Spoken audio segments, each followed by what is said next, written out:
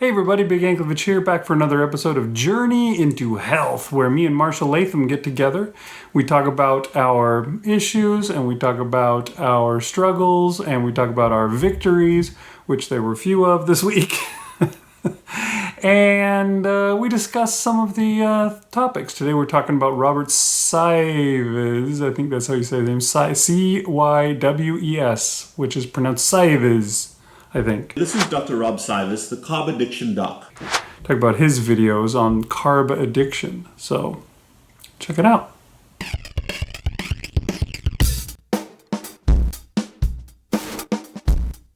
All right, welcome back again, Marshall, for another Journey into Health. Yes, Journey into Health. I like that title. I think that works pretty good. All right, so this is our third meeting, which means our second week worth of doing stuff. How did this week go for you, Marshall? Went really well up until Wednesday. Okay. Wednesday. Well, I guess before that, I did go to the doctor to get my blood work done and basic health check, and that went pretty well. I did get on the scale and weigh myself. And I haven't lost as much as I thought I would have, because it had been, I guess now it's been 2.5 weeks or whatever since I've been fasting and trying to eat better. But, you know, I'm just getting started, so that's okay.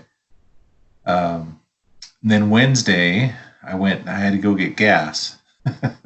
And it had been, it had been my, what would you call it, ritual to always go in the morning, the gas station, go in, get a couple pieces of breakfast pizza and big, huge, giant soda drink. And I had been avoiding that for like the last 3 weeks. I hadn't gone in once. But for some reason, I told myself, if I need gas, I'm going to go to Costco, because it's a little bit cheaper, but it's a little bit out of the way. And so I was too low. I didn't prepare. So you weren't going to make it. I wasn't going to make it. So I went on my way to work, and I should have just stayed outside and pumped my gas and left. But I went in, and I did get the 2 pieces of pizza, but I got a smaller drink. So, you know, that means I'm doing better, right? You're stepping up a little. Yeah, that's funny. Gas stations were always a problem for me too.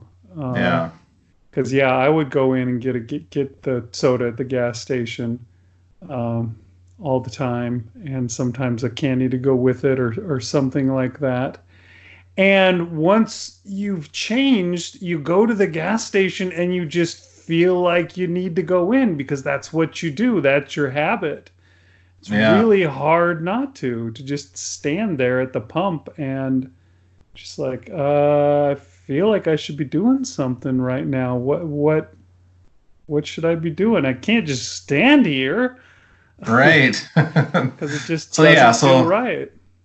So right there, I did 3 things. You know, I went before my fast was supposed to be over. I was supposed to wait till 11 o'clock before I have anything.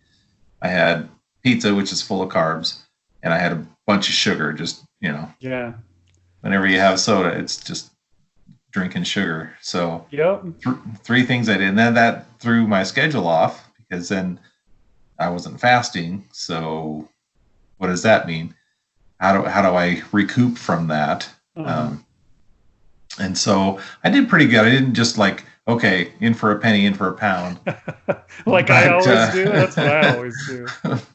But in a way I did, because there was something else I ate throughout the day that I shouldn't have. And then I was up late podcasting, and I shouldn't eat after 7 o'clock at night. But I snuck into the kitchen and made a little tortilla roll-up thing. So more carbs late at night. And then that threw off today. So today being Thursday, I was better today, but I'm like, well, I ate at like 10 o'clock at night or 11 o'clock at night. So do I wait till 11 and just pick it up like I usually do, or what? So I was a little bit off today, ate a few things I shouldn't have, but again, I didn't go hog wild, but I'm off. So start again tomorrow. Just haven't eaten since 6 o'clock today, so I can wait till 11 o'clock tomorrow and all right, eat all the good things. So yeah, that's the way to go.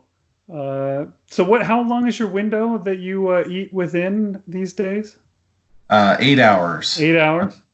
Yeah, they say eventually you would want to get to a 6-hour window, 18 hours fasting, 6-hour window. But to start out, I did the 16-hour fasting, 8-hour window. But eventually I'll get to the smaller window. Yeah, you got a plan for when you're going to work on starting to whittle it down, or are you just waiting until you feel the time is right? I guess so, yeah, waiting. But I probably go another week, maybe the middle of or second week of April or something. I'll whittle that down a little more. Okay. So, and then socially, I think I'm a very social eater, and so I might play around with the idea again of eating in the morning and then starting my fast in the early afternoon and waiting to go around again, because I don't know if that'll be more successful with that. The thing is with that, then I'm not. My family's eating dinner and I'm not. So that feels awkward. Yeah. Sometimes that is a little weird, and it's hard to deal with kids too, because they'll wonder what's going on, and you don't want to give them weird hang-ups. Right. You shall not. My one daughter doesn't always eat breakfast, and she's like, I know I should. I said, well, don't worry about it. Just if you're not hungry, you don't want breakfast, don't eat it. Yeah. So trying to teach a little bit there. But yeah, then after dinner tonight, they're all, I'm still hungry. I'm going to make cookie dough. So they start going into making cookie dough. I'm like, oh, I like cookie dough, but I just have to resist. So yeah, that is hard.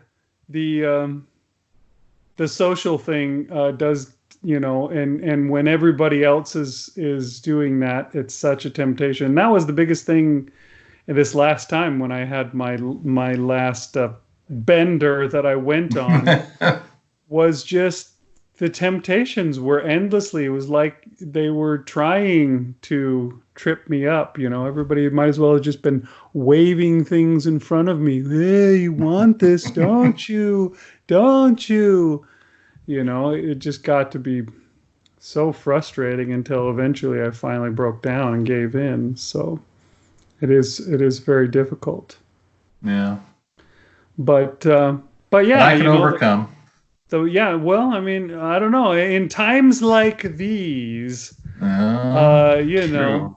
The more you put those things behind you, the stronger you will be. You want to give your body a chance to be as healthy as possible, just in case. Who knows who's going to contract what virus, and the more healthy you are, the better you will be able to fight it off when it does come along. So there's that. Maybe that, you can keep that in the back of your mind every time you're tempted. Just think, maybe I shouldn't. Yeah. I don't know. So I will plan my gas better and just go to Costco, and there is no store to go in. Well, it's a big store, but yeah, a little more inconvenient. You could buy a whole pallet of junk food. A gigantic box worth of candy. The whole pizza. They have the pizzas there. You could get right.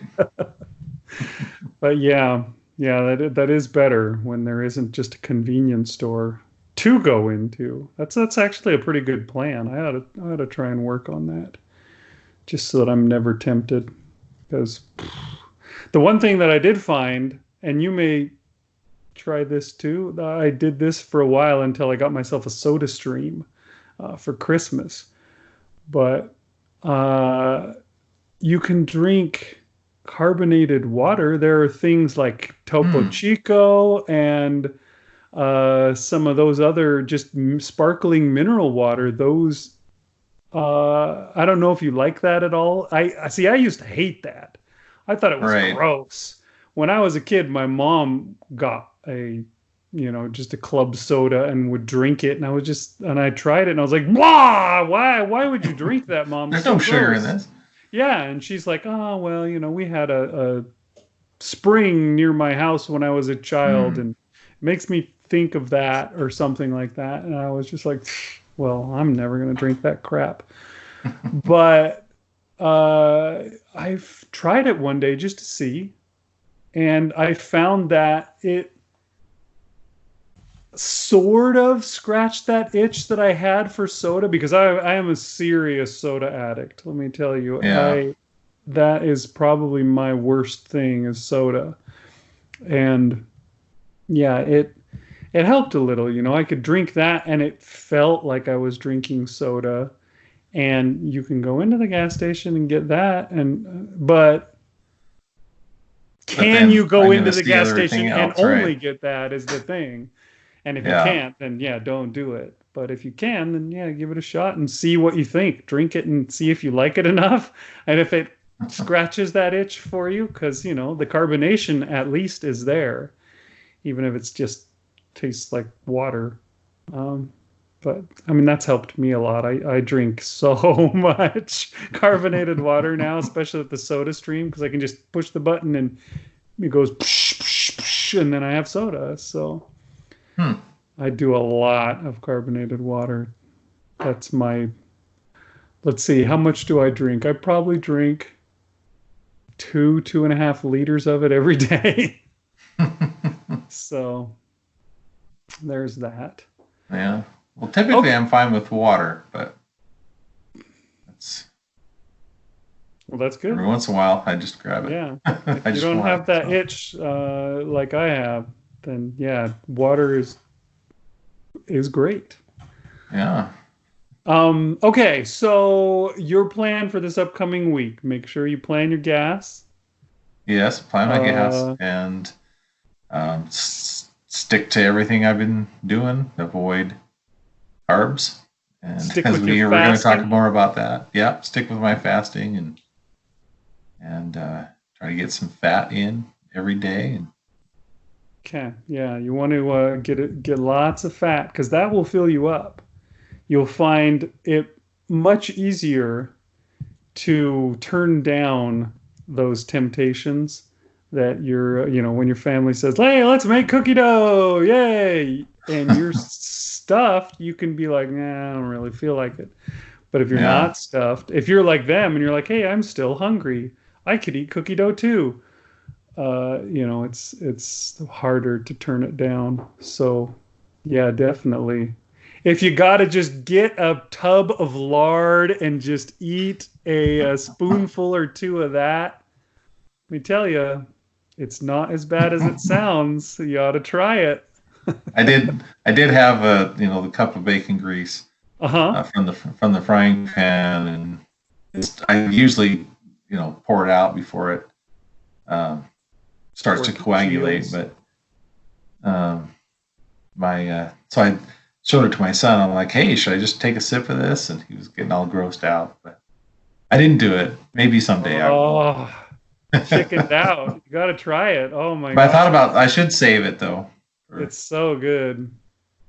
But yeah, you can use it for other things. Just stick it on top of things to put more. If you gotta, I've heard. Okay, Kelly Hogan.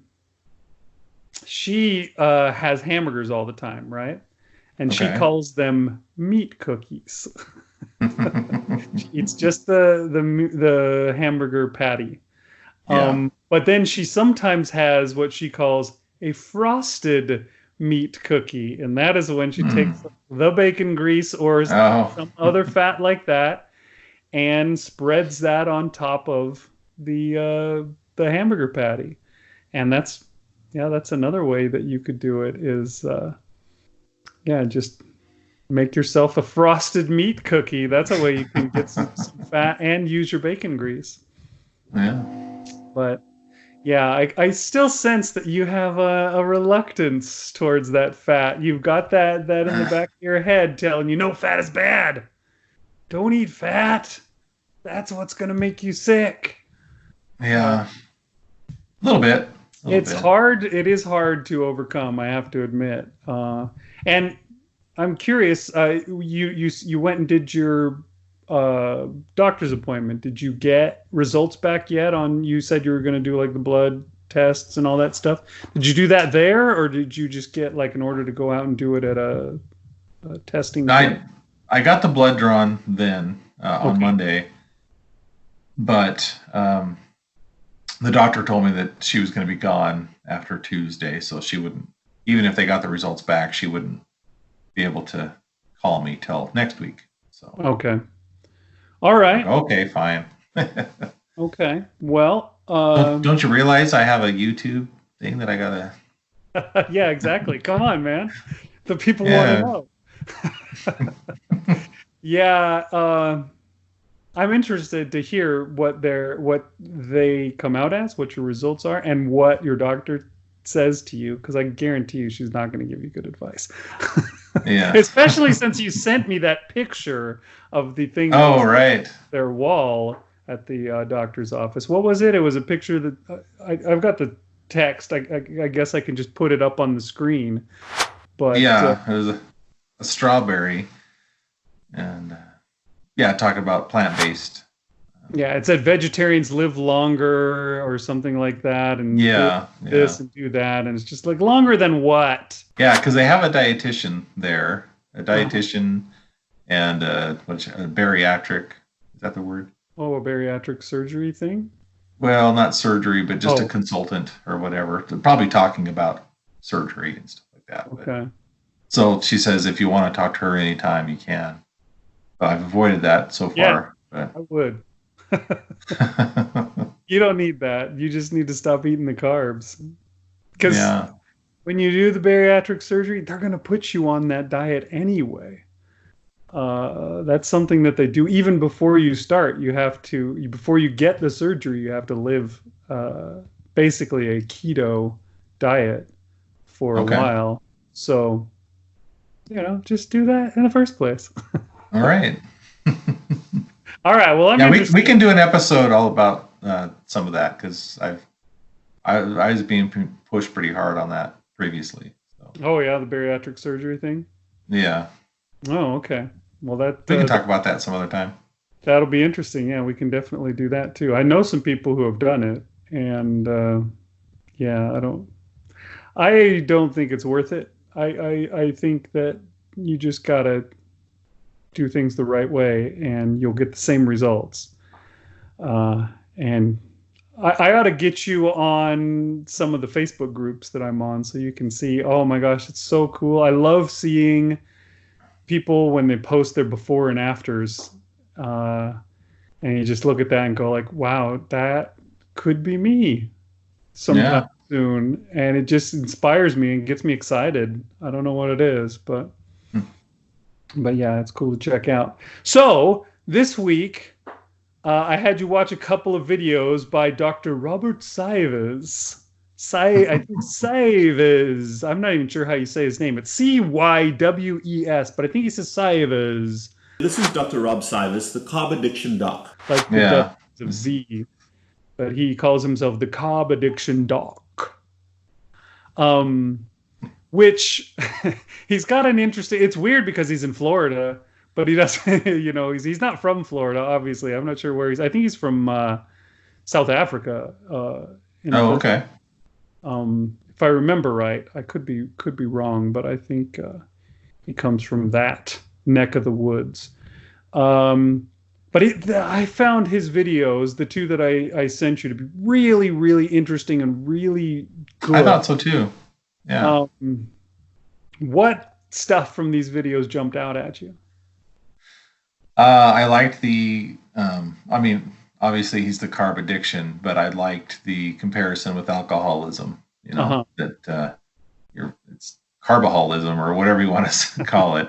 You're addicted to the carbs, and that your body has an automatic control system, which appealed to me too, because I mean, I do that for a living, work on control systems for different operations or whatever. So the feedback loop and all that kind of stuff, I mean, it was keying right into stuff I do every day. So, so I really kind of like that analogy. And if you're eating like water and the right foods, your body has a natural feedback loop. So when you're thirsty, you start to drink water. You have no idea how much you're going to drink. Might be 1 glass, 2 glasses, 2.5 glasses. I don't care. And at some point, as you're thirsty and you're drinking, your body, through a variety of biochemical signals, sends a message back to your brain that says, stop. You're full. You've had enough water. Your thirst is quenched. And there's no incentive to overdrink. Could you overdrink a little bit? Sure. But there's no incentive to do it, and we don't do it. But if you're using stuff that your body doesn't need, then that feedback loop doesn't exist, and it lets you excess in those things. And so, yeah, I understood that at that level. Alcohol is not necessary for human consumption, and therefore there is no feedback control. From the point of view he was talking about, an addiction, you become addicted to that because it gives you pleasure in your brain, the endorphins, right, all that kind of stuff. I thought I captured in there that he says basically that the solution was you just need to have more sex. I think that was. Well, I mean, it's a natural way to get some endorphins. So yeah, he's like, you got to find other ways to get those endorphins. But it's only of value without harm if, in addition, I have a variety of other things I can do to activate the endorphin system, to relax me, to help me to deal with my emotional needs. Yeah, I mean, that can help you, get them from another source. But yeah, I found the thing that I really thought was good about these videos, when he talks about, water, you drink water, you can only drink so much water. And then your body just says, yeah, you're done. You don't need to drink more water. You're not thirsty anymore. Yeah. But something that's not water, like, he gives the example several times about alcohol, he's done the experiment himself, Right. You can just keep going as long as you want. You can drink 12 beers in a night, drink the whole 12 pack. He's tried it. Because it's not water. It's not the thing that your body needs, and your body doesn't have any system to say, no, stop. And what really jumps out at me is when he says, you can eat food to a certain point, and then you have to stop. Your body says, hey, it's time to stop. And you can go a little further. You can push it a little, but really you can only go so far. In a different video that I've seen, they talked about an experiment where they tried to overfeed guys on fat. And they tried to have them eat, a certain amount of calories. And basically it took a heroic effort for someone to eat more butter to the point where they, were overeating. But you could just eat carbs and eat carbs and eat carbs. And it was no effort at all. The only thing that tells you that you're full with carbs is stretch receptors. You basically, your stomach's like, now I've stretched as far as I'm supposed to. It's time for you to quit. But all the other systems that are in there don't work because, and the thing that I thought was so cool about it is when he says, it's not food. This stuff isn't food. You eat food, which is something that actually has nourishment for your body, and your body knows when it's done and it tells you to stop. And he says it's impossible for you to get fat eating food. We can eat way more carbohydrates than we can possibly eat real food. You cannot become fat from eating real food. But this stuff is not food. And I think that's something that's probably important to actually get that in your head. You know what I mean? This stuff that I'm eating, this is not food. I hate to say it, but your breakfast pizza was pretty much not food. Yeah. And your soda, guaranteed, and I don't think even you would argue that your soda was food. You know that it's just everybody sugar, knows liquid that. sugar. Yeah, that's one thing that at least nobody tries to argue and say, no, this is fine, it's good. But yeah, the pizza, yeah, there is some value to your pizza. The cheese. Let's see. A breakfast pizza must have what, eggs and bacon and stuff on it? What yeah, some sausage, some bacon, eggs. So there's some gravy, like a breakfast gravy kind of sauce. Right. So there's some value to it at least, but that stuff is not food, and you can figure out, like you said, a mathematical equation where you're like, okay, I can handle this much, and then I know I need to stop. Like you said with drinks, you can handle 2 or 3 drinks and you're not going to have a problem. But stopping there, is that going to happen? Especially if you're addicted to it, which I guarantee that you and I both are. I know personal fact that I am addicted to carbohydrates, and particularly to sweet, sugary stuff. Because I have done all of the things that are, the hallmarks of addiction with that. All of them probably. I mean, I don't know what all of them are, but I've seen lists before where they're like, yeah, do you do this? Do you do this? Do you do this? Well, then you're addicted to this thing. And yeah, with sugar, I do them all.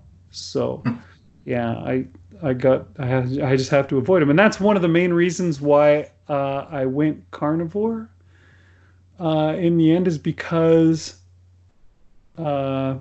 basically I've narrowed it down to what exactly I'm allowed to have, and it's all food. None of it even has a small amount of the stuff that I shouldn't have. Right. I was doing keto before, and I did pretty good, and I lost a lot of weight with it. But, I found myself tempted all the time to eat more of the stuff that had some carbs in it.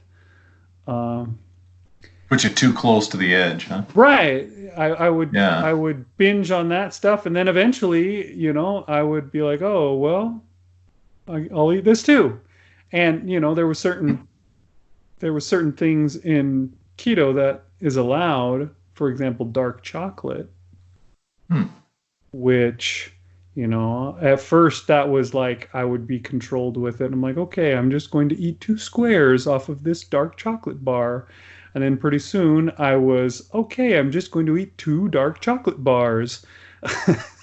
So, I found myself just unable to control myself if I gave myself the taste.